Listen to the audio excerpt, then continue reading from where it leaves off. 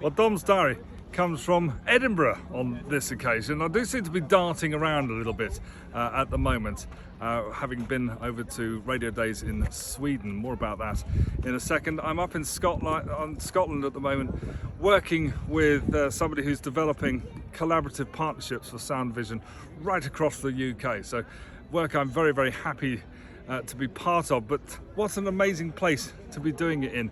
Every time I come to Edinburgh, a little kind of frisson of excitement runs up my back, and I'm going, the teenager in me lurking still deep within goes, yay, party time.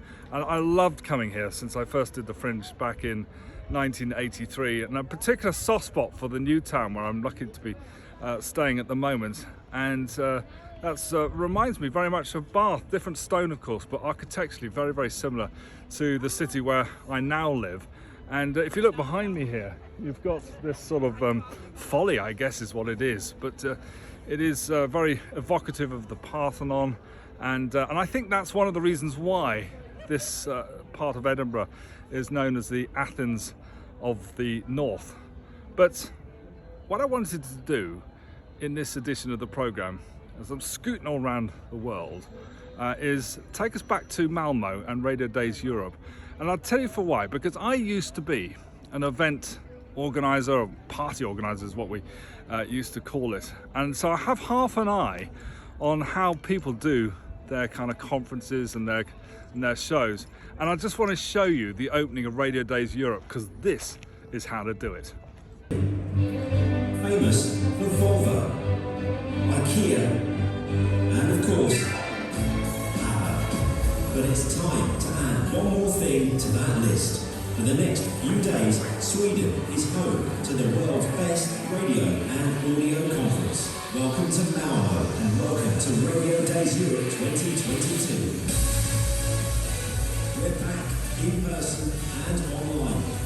More sessions, more speakers, more fun, as we hear from the industry's brightest and best.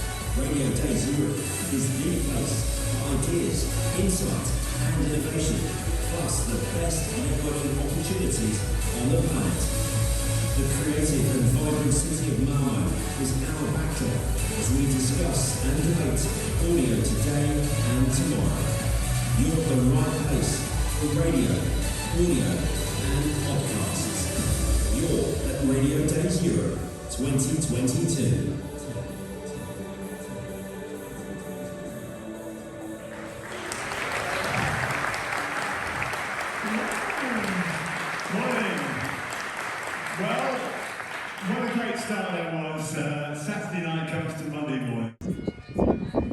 The voice of Paul Robinson ending that clip there, and Paul did a great job hosting Radio Days Europe. It was great catching up with him. He used to send me very nice letters when I was prospecting to get into the radio industry 30 odd years ago. He was at Radio 1, he'd send me nice letters saying he wasn't quite ready for Radio 1 as yet. But talking of which, it was wonderful at Radio Days Europe that the Radio Academy were able to announce that joint partnership with Radio 1 on an initiative to get young and emerging and perhaps a higher level of diversity of talent into audio and radio going forward. So keep an eye out for that one and spread the word.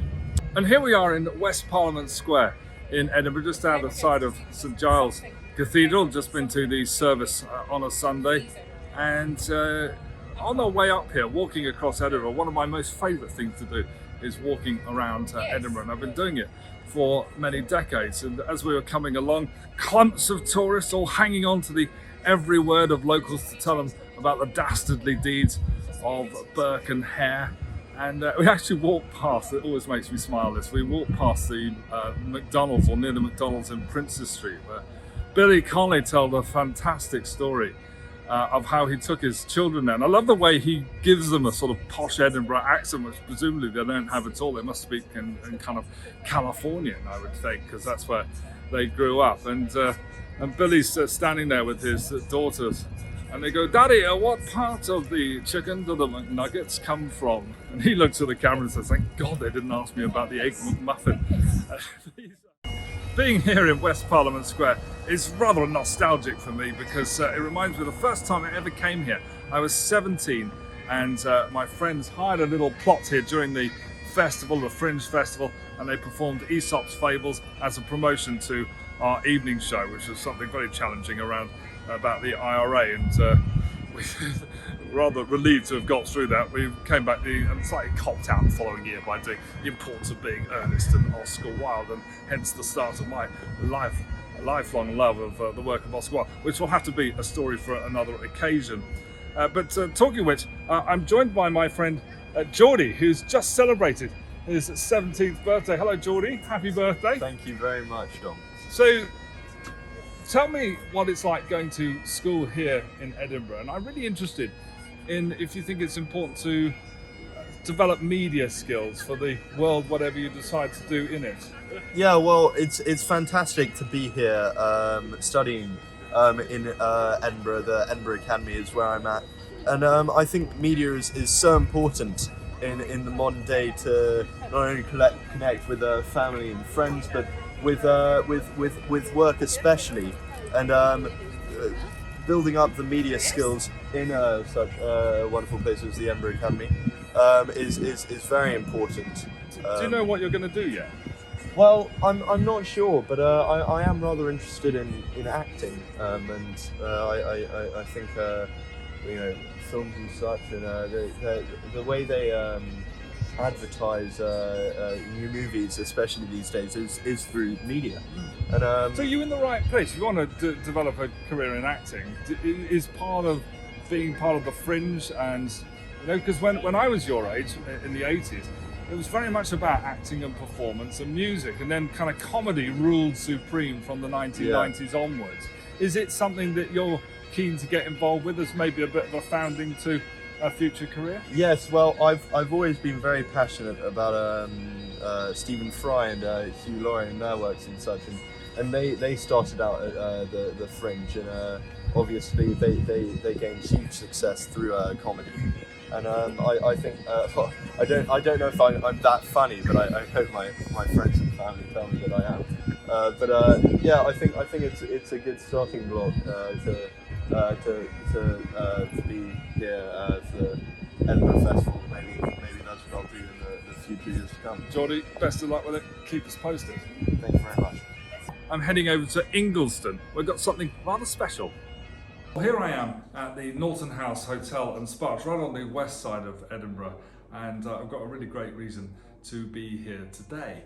But in the meantime, I do like a good column. A good column sets off special events. So we're going to do something special right now. The background here, by the way, is at the Community Media Association. We recently launched the Community Media Champions Awards. Now, this recognises people in our sector who've gone over and above and beyond what we might normally expect from volunteer inputs, people who've made a really extra special contribution to the development of community media here in the UK. When we talk about community media, often we're very focused on community radio, and that is the subject of the reason why I'm here today. Now, I've got, and it's rather elegant, don't you like it? I like it. It's, well, I like it, I designed it, frankly. This is our award. It is a Community Media Champions Award. Come with me and we'll go and meet the person who's going to receive this.